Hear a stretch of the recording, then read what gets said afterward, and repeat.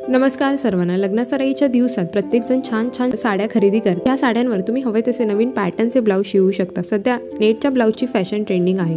तुमची साडी नेटची नसेल तरीही तुम्ही ब्लाउजच्या मागच्या बाजूला नेट लावून साडीच्या आणि ब्लाउजचाही लुक अधिक आकर्षक करू शकता।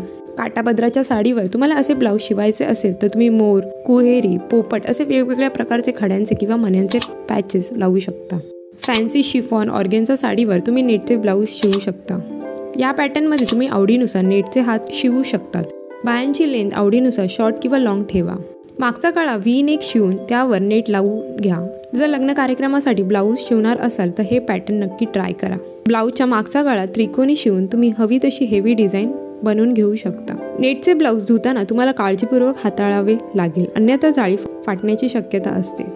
व्हिडिओमध्ये दाखवलेल्या नेटच्या ब्लाऊजच्या डिझाईन्स तुम्हाला आवडल्या असतील तर व्हिडिओ लाईक आणि चॅनलला सबस्क्राईब करायला विसरू नका। चला तर मग मंडळी भेटूया नेक्स्ट व्हिडिओमध्ये। Till then bye.